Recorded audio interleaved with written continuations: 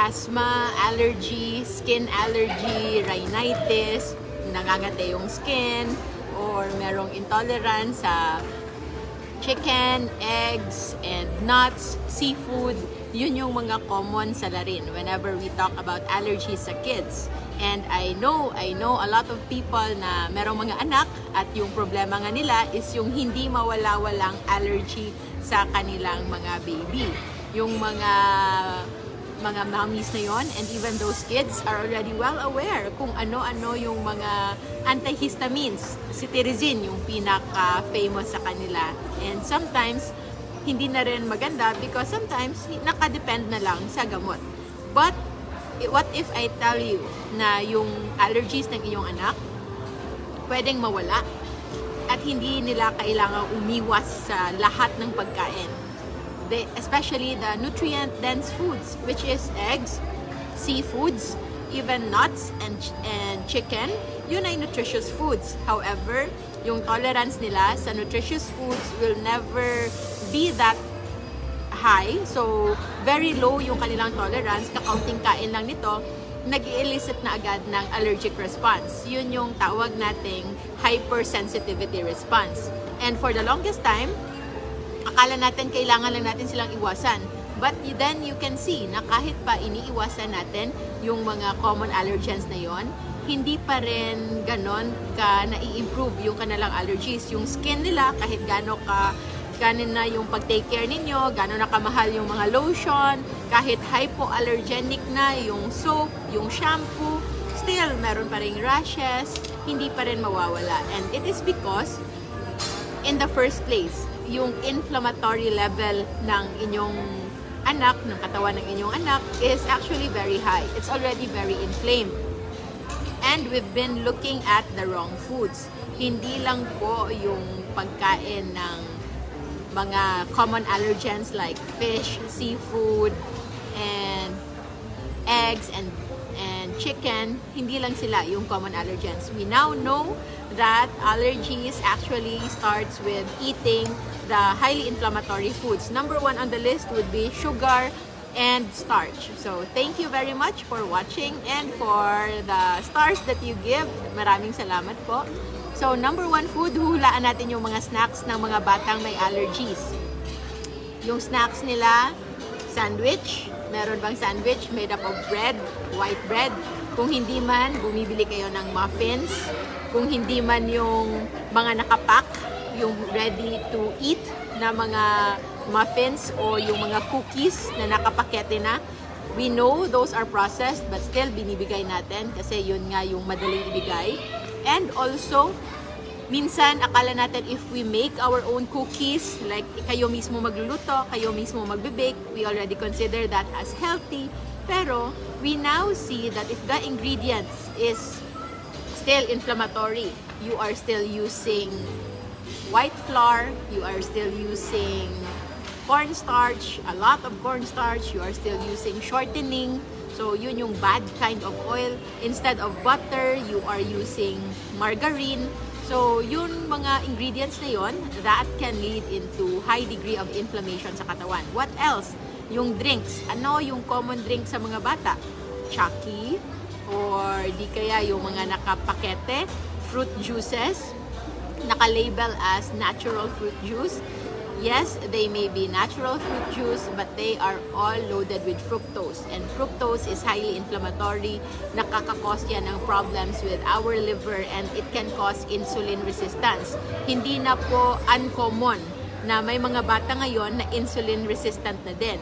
Nagkakaroon sila ng paglaki ng kanilang weight, malaki yung tiyan, and then nangingitim yung kanilang batok, nangingitim yung kanilang creases sa kanilang katawan. It's because they are already insulin insensitive. Meron din silang insulin resistance, especially that we are exposing them to a lot of sugar.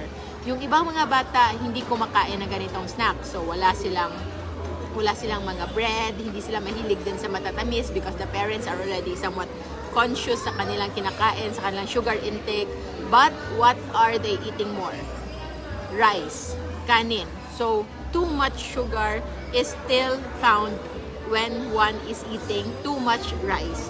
Kasi, as what we've discussed this morning, ang ating rice ay starch, at ang rice na starch kapag na-breakdown na sa ating katawan, it will still become glucose. So, I know that very well kasi ako mismo meron din pong allergic rhinitis noon.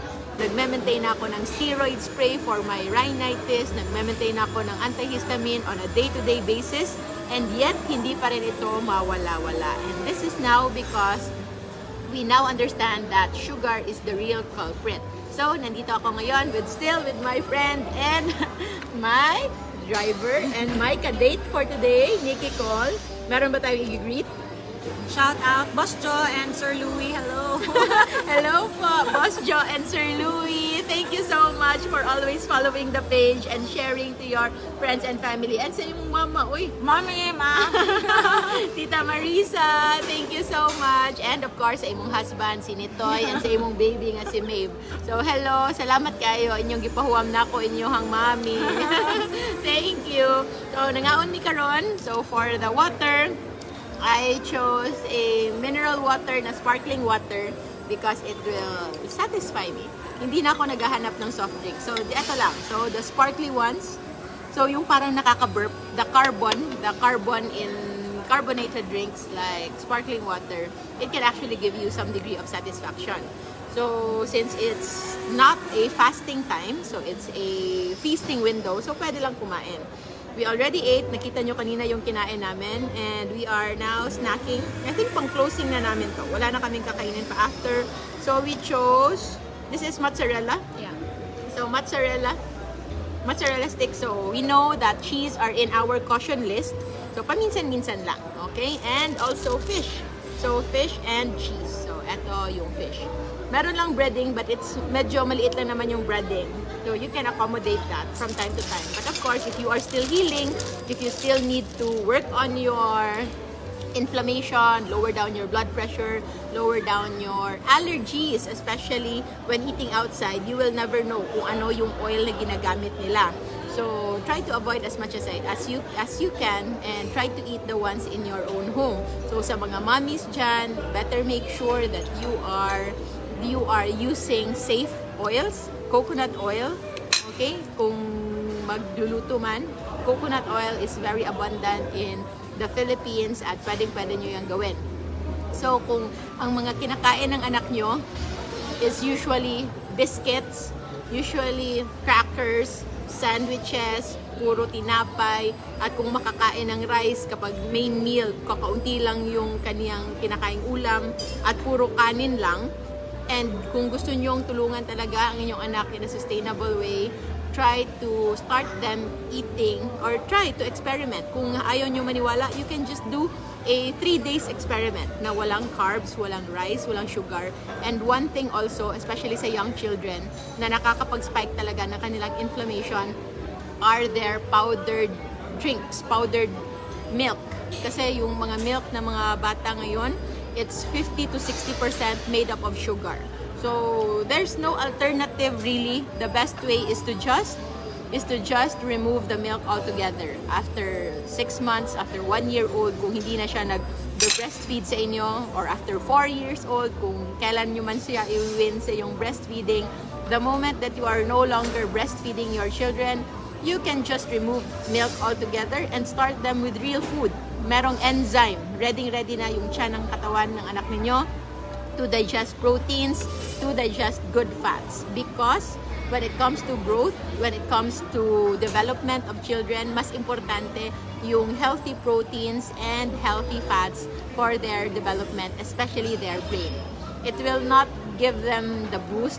Their potential might not be achieved, yung 100% potential nila, if you are not providing them with the basic needs na magsusupply ng kanilang pangangailangan, which is proteins and meat. So, huwag matakot sa seafood, huwag matakot sa isda, huwag matakot sa karne, huwag matakot sa baboy, especially if they're organic, especially if they're grass-fed at hindi nakadepend sa grains and a lot of hormones, injections, antibiotics. The more organic, the better, the best way for that. is to have a supplier na pwede nyo talagang pagkatiwalaan. But I understand, kung limited man, it's okay. As long as you avoid lang muna yung mga major carbs. So, major carbs, all the sweets, all the sugary stuff, all the desserts, replace it with real food. So, pwedeng gawing snacks ang chicken breast. Like, you can cut real chicken breast and you can make your own chicken fillet, like nuggets, chicken nuggets, but hindi yung process, but kayo yung mismo yung gumawa at walang halong flour. So, real pure chicken breast might be your best bet when it comes to snacks. Also, you can add in some from time to time instead of like milk na mga processed milk. The better form of dairy would be the fermented ones. So, cheese, pwede yan, paminsan-minsan, and yogurt. And speaking of yogurt, we actually ordered a drink here na low-carb smoothie. Sana lang low-carb, pero they are using lots of syrup. But what's good in this restaurant, it's the first time since we made live videos on food. Diba, usually when you order coffee, they provide here brown sugar, white sugar, and cream. And this one, at least I think this one is already a sign that we are becoming mainstream. So they already have stevia. So, and this kind of stevia is stevia and erythritol. So it's good news. So kahit pa yung caution list yan, yung mga sweeteners na yan, but still the fact that it's already being made available sa mga normal restaurants is already a win for us kasi meron ng option. So, kung magkakape man, at least meron ng option or parang feeling mo magde-dessert ka na din. So, when it comes to snacks of your children, actually, yung snacking, hindi talaga yan healthy because if you eat only right during the proper meal time, like lunch or dinner or breakfast, kapag tama yung kinakain ninyo, less carbohydrates, your need for snacks is also less. Hindi siya ganon ka-requirement. Eating just 2 meals, 3 meals, 3 major meals for children a day is already good enough. Hindi kailangan ng snacks. Yung nangangailangan ng snacks are those people who are not eating right in the first place during their mealtime. So mostly kakaunti lang yung protein and sobrang daming carbohydrates. So thank you so much. Yun lang muna. We will talk more about that in the coming days. For now, I'll enjoy my day with my friend Nikki Cole. And hi to our friends, si Journey Joyce, si Angelica, si Cha, si Precious, si Laura, si Erica, kinsa pa? Maura. And sa ilang tanang pamilya. So, thank you everybody. Cheers! Cheers! Thank you!